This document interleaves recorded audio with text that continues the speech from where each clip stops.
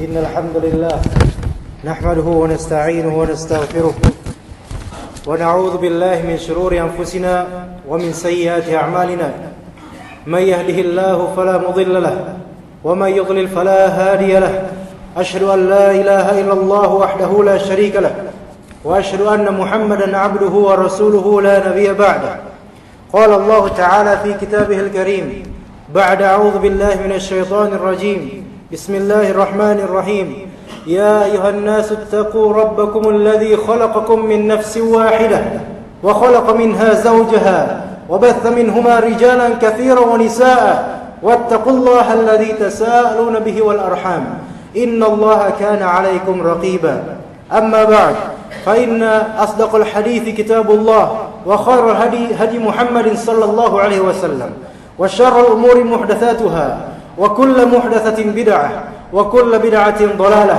وكل ضلالة في النار. Ma'asyiral muslimin rahimakumullah. Sesungguhnya Allah Subhanahu wa taala mengharamkan kezaliman dan sesungguhnya di antara nama Allah taala yang mulia adalah Al-Hakim dan Al-Hakam, yaitu yang Maha Adil.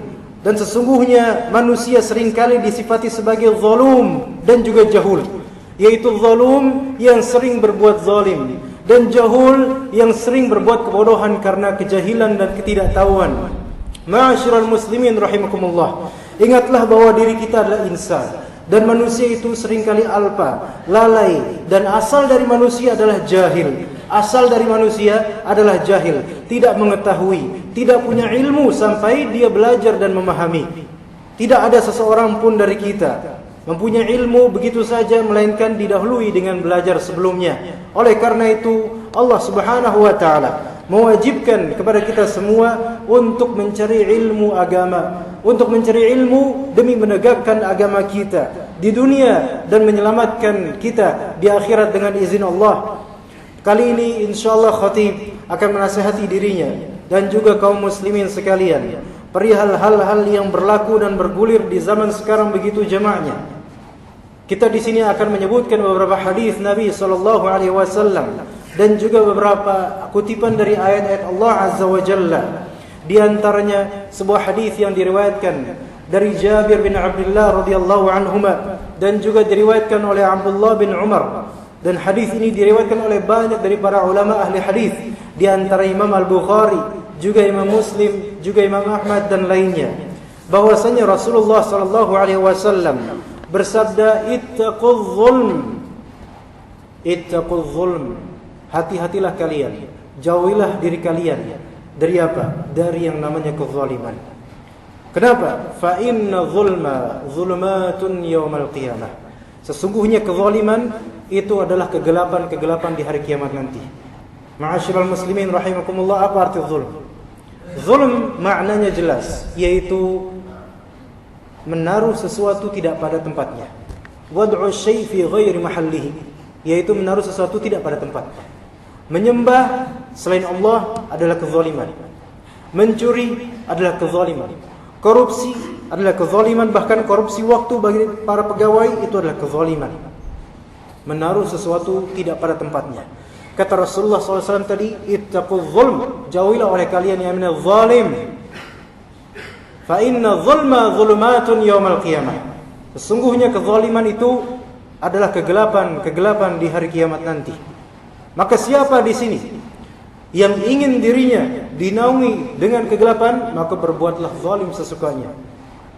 Maka di hari kiamatnya nanti tidak ada penerangan. Di hari la zilla illa zilluh, di hari tiada naungan yang bermanfaat kecuali naungan Allah Azza wa Jalla. Maka apakah pada hari itu kita ingin mendapatkan kegelapan dan tidak mendapatkan petunjuk? Maka berhati-hatilah kalian, kata Rasulullah SAW, dari yang namanya kezaliman, karena ia akan menjadi kegelapan demi kegelapan di hari kiamat nanti. Kata Rasul tadi, fa inna zulma, sesungguhnya kezaliman barang sekali dia bisa menjadi zulumat, yaitu jamak dari zulm, yaitu kezaliman, kegelapan di hari kiamat. Kemudian kata Rasulullah SAW berikutnya, wattaqus syuh, dan jauhilah oleh kalian yang namanya asyuh. Asyuh itu adalah sifat yang lebih buruk daripada bakhil atau pelit. Ketika kita mendengarkan pelit, maka kita akan mendapatkan gambaran bahwasanya orang itu tidak akan mau memberi. Tetapi yang namanya asyuh itu lebih buruk daripada pelit. Ia pelit sekaligus dia menginginkan banyak hal. Dia tidak mau memberi, namun mau mendapatkan yang banyak. Wattaqus syuh, jauhilah oleh kalian dari yang namanya asyuh. Fa inna syuh ahlaka man kana qablakum. Sesungguhnya asyuh, yaitu sifat yang lebih buruk dari pelit ini, telah menghancurkan orang-orang sebelum kalian. Hamalahum an safaku dima'ahum, yang mana sifat syuh ini kikir sekaligus ingin meraih banyak dari dunia, itu telah membuat banyak dari kalian, orang-orang sebelum kalian, saling menebas dan saling menghancurkan darah orang lain. Wastahallu maharimahum, dan telah merobek-robek kehormatan para perempuan. Ma'asyiral muslimin, tentu Rasulullah SAW bersabda seperti ini untuk cerminan kita di zaman-zaman kita juga.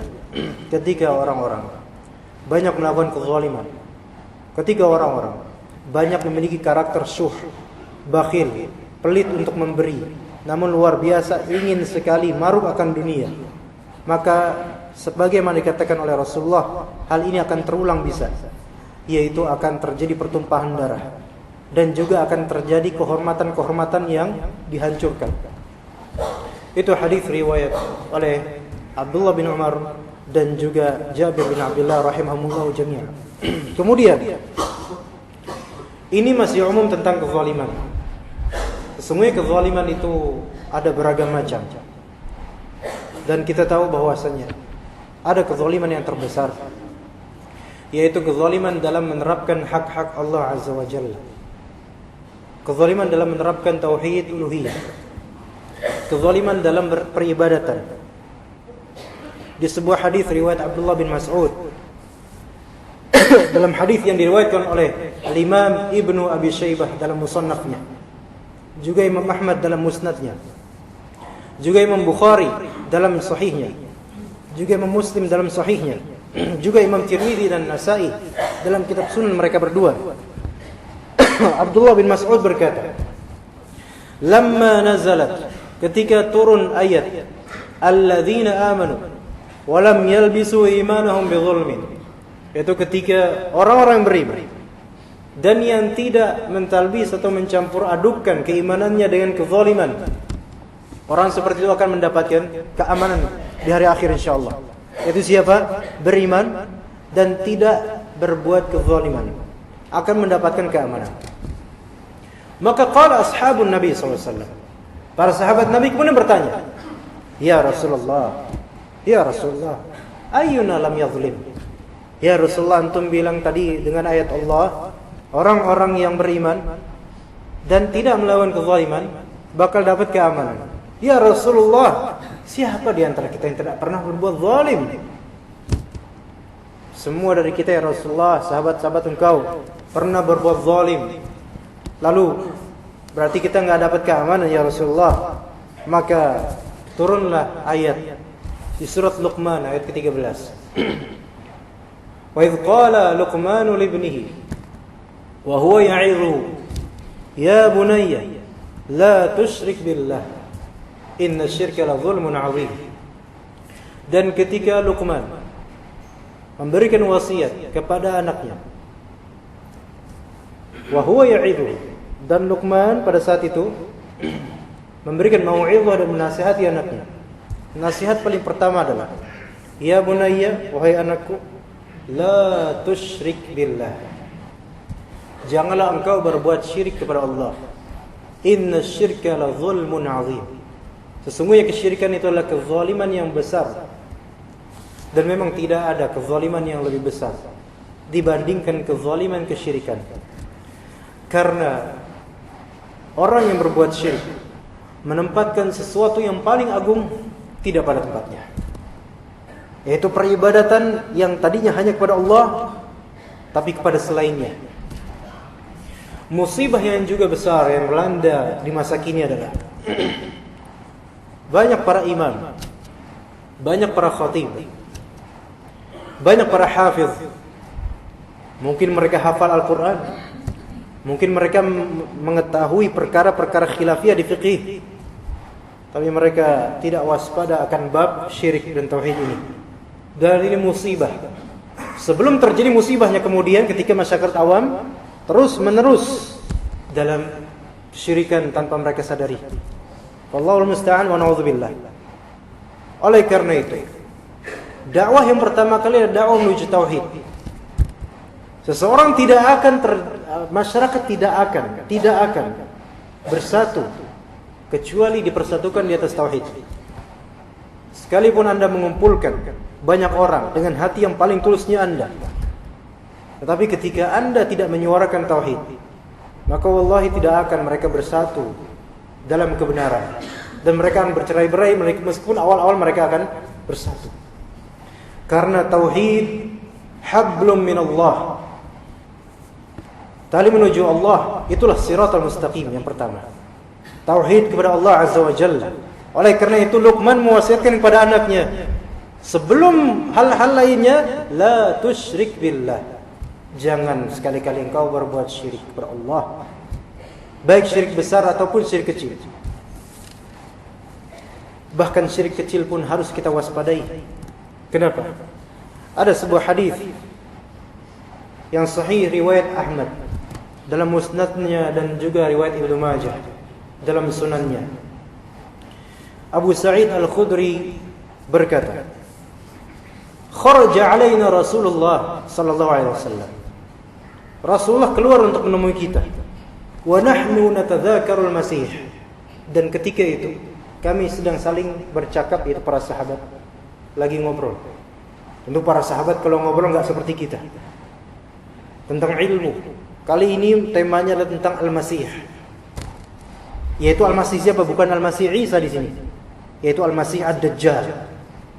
Para sahabat sedang berbincang tentang Dajjal. Dan betapa banyak anak buah Dajjal pada masa ini.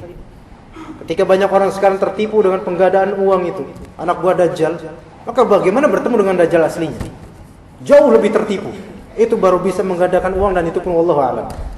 Maka bagaimana dengan Dajjal yang dengan izin Allah bisa menipu orang dengan mengubah yang mayit menjadi hidup? Maka para sahabat berbicara tentang Dajjal. Perhatikan, para sahabat sedang berbicara tentang fitnah terbesar, Dajjal. Maka kemudian Rasulullah SAW menyapa mereka dan berkata, ala ukhbirkum bima huwa akhwafu alaikum indi minal masih ad-dajjal. Mau enggak kalian aku kabarkan, kata Rasulullah, tentang hal yang lebih aku takutkan terjadi pada diri kalian daripada adanya Dajjal. Lebih ditakutkan daripada keberadaan Dajjal. Maka tentu, kami katakan, para sahabat berkata, bala, tentu saja Rasulullah, perlihatkan kepada kami apa? Kata Rasulullah, asyirkul khafi. Asyirkul khafi, kesyirikan yang terselubung, kesyirikan yang tersembunyi. Seperti apa ya Rasulullah contohnya? An yaquma ar-rajul fayusalli, seorang salat, berdiri untuk salat, fayuzayyinu salatahu, dia memperbagus salatnya, lima yara min nadhari rajulin, disebabkan ada yang melihat dari orang. Apa itu? Riya berarti.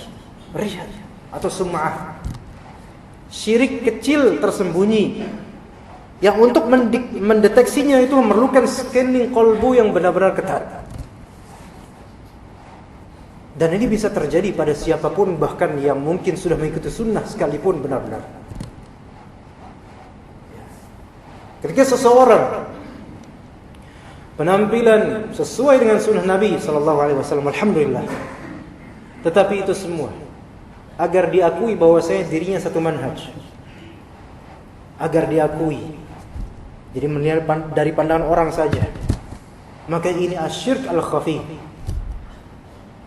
Ketika syaitan tidak berhasil membujuk seseorang ke kebid'ahan, maka syaitan akan berusaha menggerogoti keikhlasan seseorang, dan itu lebih berat.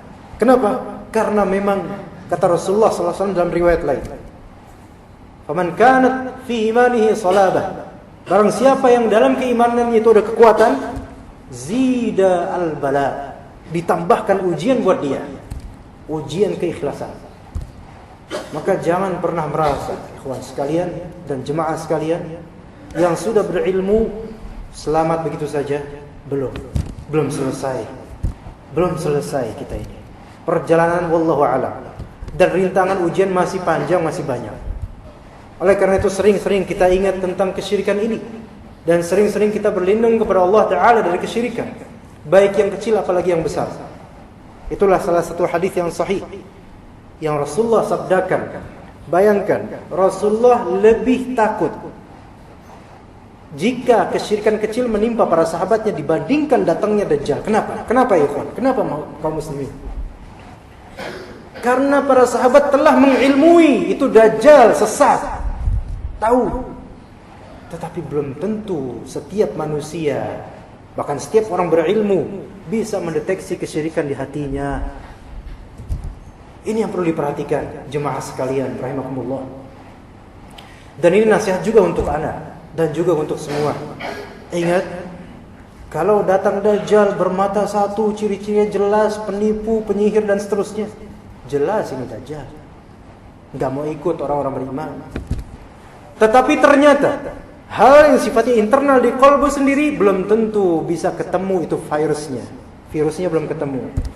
Ini karena Rasulullah lebih khawatir kesyirikan kecil terjadi di qalbu kita. Ya. Nah, ini bagi yang beriman dan berilmu. Bagaimana dengan mereka yang sudah terbiasa dengan syirik, bahkan syirik akbar, punya cincin kemudian meyakini sesuatu di balik cincin itu bisa mendatangkan keberkahan, mendatangkan keberuntungan. Masya Allah, ini syirik.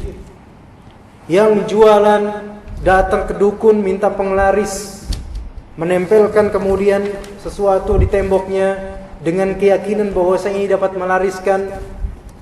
Semenjak kapan para salaf kita itu menaruh di toko-toko mereka lafal-lafal yang kadang-kadang maknanya sendiri kita nggak tahu. Siapa yang ngasih? Ustadz Fulan, Kiai Fulan. Apa artinya? Anda nggak tahu, yang penting Anda ikutan aja.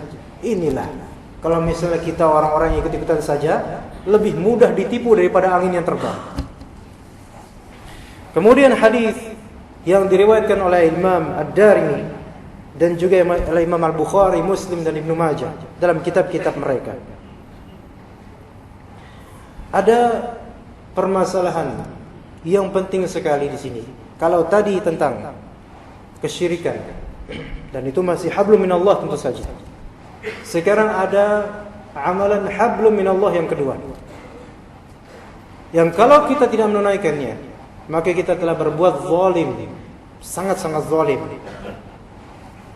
Hadis ini diriwayatkan oleh Ad-Darimi dalam musnadnya, juga Al-Bukhari dan Muslim dalam sahihnya, juga oleh Ibnu Majah.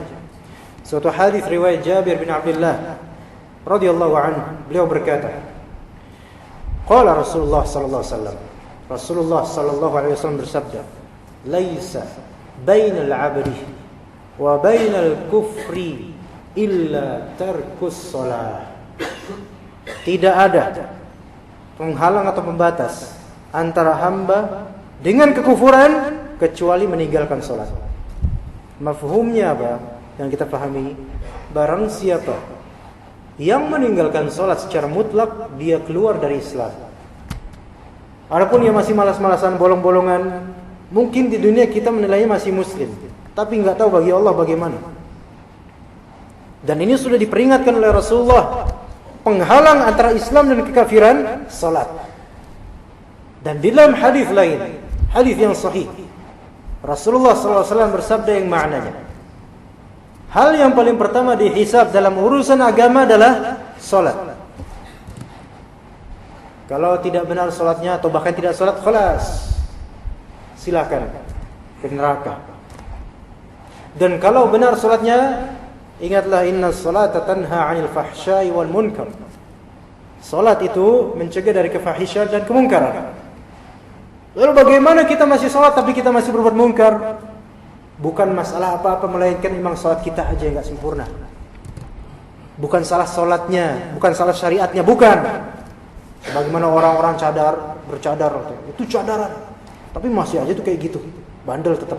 Bukan salah syariatnya, salah orangnya bercadar tapi nggak sempurna akhlaknya. Sama seperti sholat. Semua dari kita sholat semua alhamdulillah. Kaum muslimin sholat semua alhamdulillah. Tapi kenapa masih ada yang nyolong di antara kita, nyuri, korupsi? Bukan masalah sholat 5 waktunya, tetapi masalah kitanya nggak sempurna. Itu dia masalahnya. Maka benar kata ayat, sholat itu tanha 'anil fahsya'i wal munkar. Suatu ketika para sahabat mengadu, ya Rasulullah, itu ada hamba Allah Ta'ala sholat kulla laylah, semalam suntuk sholat, tapi paginya nyolong ya Rasulullah. Apa kata Rasulullah? Tanhahu sholatuhu insyaallah. Itu sholatnya akan mencegahnya. Itu berarti sholatnya nggak benar. Dan insya Allah kalau sholatnya benar akan nggak nyolong dia. Sekarang berarti masalah sholat. Sholat hablum minallah kita. Tali kita menuju Allah Subhanahu wa Ta'ala. Relasi antara kita dengan Allah Azza wa Jalla. Ketika kita dikumpulkan berjamaah 5 waktu alhamdulillah, dan Allah Ta'ala menyediakan sesi yang sangat vital bagi kehidupan manusia, yaitu sebagaimana hadis sahih riwayat Bukhari. Yanzilu Rabbuna ila as-sama'id dunya fi thuluthil akhir minal lail. Rabb kita itu Allah Azza wa Jalla turun ke langit dunia di sepertiga malam terakhir. Ini sesi khusus untuk setiap hambanya secara individual, bukan jamaatan. Anda memiliki kesempatan di setiap malam untuk segala keluhan, kesedihan bisa dikeluhkan di sesi itu. Hanya Anda dan Allah Ta'ala. Dan hanya Allah Ta'ala yang tahu, dan yang lebih tahu, dan yang paling tahu permasalahan dan segala solusinya. Maka fatawakkalu in kuntum mu'minin. Maka bertawakallah kepada Allah jika kalian adalah orang-orang beriman. Bertauhidlah kepada Allah. Hablum minallah di sini perlu ditegakkan. Jika tidak, maka Anda seperti berusaha menzalimi Rabb Anda sendiri, dan itu akan kembali kepada kita azabnya. Fa na'udzubillah. Ini adalah pembahasan sedikit di khutbah pertama berkaitan dengan kezaliman ketika tidak menunaikan hak-hak Allah. Allahumma salli wa sallim ala nabiyyina Muhammadin wa ala alihi wa ashabihi ajma'in. Aqulu qawli hadha wa astaghfiruhu innahu huwal ghafurur rahim.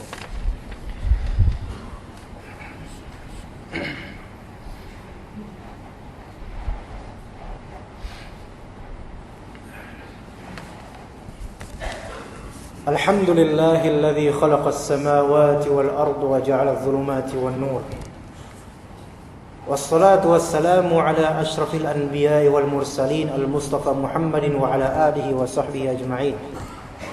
معاشر المسلمين رحمكم الله. Kezaliman versi kedua, yaitu kezaliman ketika kita tidak menunaikan hak-hak manusia, melanggar peraturan hablum minan nas. Kalau tadi di khutbah pertama hablum minallah, maka pada kali ini tentang hablum minan nas. Dan kezaliman itu terjadi, dan sangat terjadi di zaman-zaman sekarang, dan sangat terjadi di daerah-daerah dekat kita mungkin. Allah Subhanahu wa Ta'ala berfirman di surat An-Nisa ayat ke-29, Ya ayyuhalladzina amanu la ta'kulu amwalakum bainakum bil batil. Wahai orang-orang yang beriman, janganlah kalian memakan harta-harta kalian di antara kalian dengan cara yang batil, dengan cara korupsi, dengan cara riba, mencuri, merampok, membegal, terutama melukai orang-orang. Fana'udzubillah. Dilarang tentu saja oleh Allah Azza wa Jalla dan oleh Rasulnya. Dalam sebuah hadis yang diriwayatkan oleh Imam Ahmad dan juga Imam Bukhari dalam Adab Mufradnya, dan juga diriwayatkan oleh imam lainnya di antaranya Al-Bazzar dalam musnadnya Al-Bahruz Zakhar, dan juga Imam Ibn Hibban dari Abu Dzar radhiyallahu anhu. Nabi sallallahu alaihi wasallam menuturkan suatu kalimat yang dia riwayatkan dari Allah Azza wa Jalla, yaitu berarti ini hadis qudsi. Allah Ta'ala berfirman dalam hadis qudsi, Ya ibadi, inni haramtu zulma ala nafsi. Wahai hamba-hambaku, kata Allah Azza wa Jalla, sesungguhnya aku mengharamkan kezaliman terhadap diriku. Maksudnya Allah Ta'ala tidak akan berbuat zalim. wa ja'altuhu bainakum muharrama, dan aku telah menjadikan di antara kalian wahai hamba-hambaku manusia dan jin kezaliman itu sebagai hal yang haram. Fala tazalamu, maka janganlah kalian saling berbuat zalim. Ini hadis panjang, namun kita petik saja bagian ininya karena itulah yang kita fokuskan. Dalam hadis lain yang sahih muttafaq alaih riwayat Imam Ahmad, Bukhari dan Muslim, Abu Hurairah radhiyallahu anhu berkata, "Inna an-nabiy sallallahu alaihi wasallam qala," Nabi kita Muhammad sallallahu alaihi wasallam bersabda, "La yazni zani hina yazni wa huwa mu'min." Tidaklah seorang yang berzina ketika dia sedang berzina, sedang melakukan perzinahan, dia bukan orang yang mukmin ketika itu. Wala yashrabul khamra hina yashrabu wa huwa mu'min. Dan tidaklah seorang yang meminum khamar ketika dia sedang minum khamar dia adalah mukmin. Bukan mukmin ketika dia minum khamar. Na'udzubillah kalau dia mati dalam keadaan itu. Maka perhatikan ikhwan sekalian, ma'asyiral muslimin, anak-anak muda di sini yang kita tidak tahu apa yang diperbuat malam-malam di atas. Apakah di antara Anda minum khamar? Maka takutlah kepada Allah ketika minum khamar. Apakah merasa bahwasanya malaikat maut tidak akan menjemput ketika minum? Sedangkan kata Rasulullah ketika dia minum khamar, dia sedang dalam keadaan tidak beriman. Bagaimana ketika dicabut nyawanya ketika itu? Wallahu a'lam. Dan yang ketiga tentang perbuatan zalim terhadap manusia. Wala yasriqus sariqu hina yasriqu wa huwa mu'min. Tidaklah seorang pencuri mencuri, dan ketika dia mencuri dia bukan mukmin. Dia bukan orang yang beriman. Fa na'udzubillah kalau ada maling atau begal ketika mencuri dan merampok dibunuh ketika itu atau mati dicabut nyawanya ketika itu, fa na'udzubillah. Syuf, lihat di sini. Kita lihat masalah muamalah, bahkan sampai pencurian seperti ini merupakan kezaliman, dan Allah Ta'ala sifati melalui hadis Nabi keluar bukan orang beriman. Mungkin orang muslim saja tapi enggak beriman dia. Karena apa? Mencuri. Fa na'udzubillah. Dan ada pula hadis berikutnya akan kita sampaikan sebagai peringatan untuk kita. Mungkin di antara kita ada yang hartanya menggelembung, dompetnya tidak bisa dilipat, ATM-nya banyak, saldonya juga menggelembung. Tapi perhatikan dari mana harta itu datang. Sebuah hadis yang sahih muttafaq alaih dari Sa'id bin Zaid bin Amr bin Nufail. Pernah suatu ketika Sa'id arwa khasamathu fi ba'di darihi. Sa'id di sini seorang sahabat, ada juga Arwa. Arwa menuduh Sa'id telah mengambil sebagian dari tanah miliknya. Arwa menuduh Sa'id bahwasanya Sa'id telah merampas harta, merampas tanah miliknya. Kalau sekarang ibarat menggeserkan pagar pembatas, ya. Maka Sa'id berkata, dan perhatikan ini, dengarkan baik-baik jemaah sekalian. Semoga Allah Ta'ala merahmati dan mengampuni kita semua. Da'uha wa iyaha. Ya sudah, biarkan Arwa itu, biarkan dia ngoceh, dan biarkan saya tanah itu. Padahal itu tanahnya siapa? Tanahnya Sa'id. Biarkan dia rampas, biarkan dia mengklaim, terserah, biarkan. Maka kata Sa'id, fa inni sami'tu Rasulullah SAW yaqul, aku mendengar Rasulullah SAW pernah bersabda, man akhadha shibran minal ardi bighairi haqqihi tuwiqahu fi sab'i aradina yawmal qiyamah. Aku pernah mendengar Rasulullah SAW bersabda, barang siapa mengambil sejengkal tanah tanpa hak, maka Allah akan menghimpitnya nanti dengan 7 lapis bumi di hari kiamat kelak. Gara-gara satu jengkal tanah. Dan ini hadis sahih riwayat Imam Ahmad, Bukhari, Muslim, muttafaq alaih. Hanya sejengkal tanah. Kaum muslimin sekalian yang mungkin belum pernah mendengar hadis ini, dengarkan hadis ini. Barang siapa yang mengambil tanah saudaranya hanya sejengkal saja, maka akan dihimpit nanti di hari kiamat dengan 7 lapis tanah, 7 lapis bumi.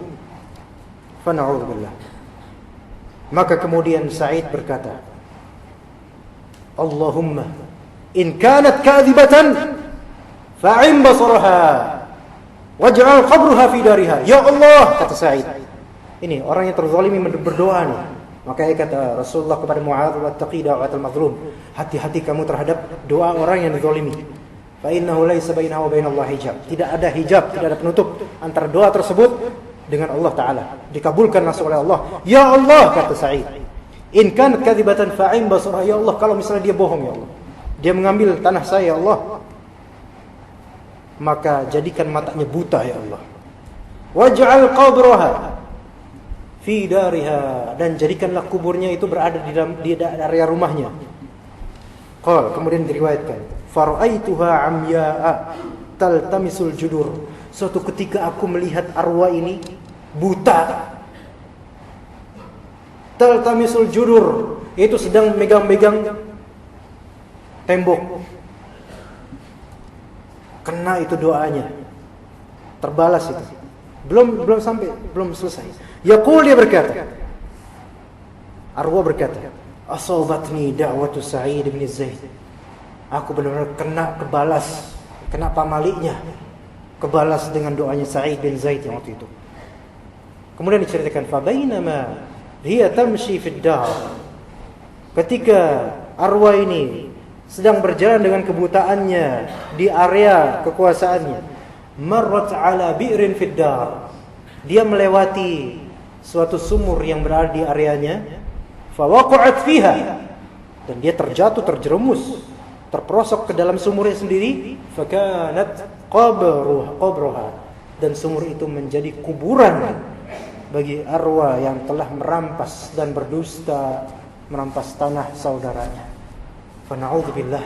Maka kaum muslimin rahimakumullah, semoga Allah Subhanahu wa taala menutupi aib-aib kita, mengampuni kita, merahmati kita, dan mengembalikan kita ke Shiratal Mustaqim. Semoga sunnah Rasul menjadi petunjuk kita, kalamullah menjadi petunjuk kita, dan kita memohon kepada Allah Azza wa Jalla, semoga Allah Ta'ala memenangkan Islam dan kaum muslimin. Semoga Allah Ta'ala memenangkan Islam dan kaum muslimin. Allahumma a'izzal Islam wal muslimin, wa adhilla syirka wal musyrikin, wa dammir a'da'aka a'da'ad din. Allahumma a'izzal Islam wal muslimin, wa adhilla syirka wal musyrikin, wa dammir a'da'aka a'da'ad din. ربنا آتنا في الدنيا حسنة وفي الآخرة حسنة وقنا عذاب النار. اللهم اغفر للمسلمين والمسلمات والمؤمنين والمؤمنات الأحياء منهم والأموات إنك سميع قريب مجيب الدعوات إنك أنت السميع العليم. ربنا لا تزغ قلوبنا بعد إذ هديتنا وهب لنا من لدنك رحمة إنك أنت الوهاب. صلى الله على نبينا محمد وعلى آل محمد. عباد الله، إن الله يأمركم بالعدل والإحسان وإيتاء ذي القربى وينهى عن الفحشاء والمنكر والبغي يعظكم لعلكم تذكرون واذكروا على نعمه يزدكم ولذكر الله أكبر.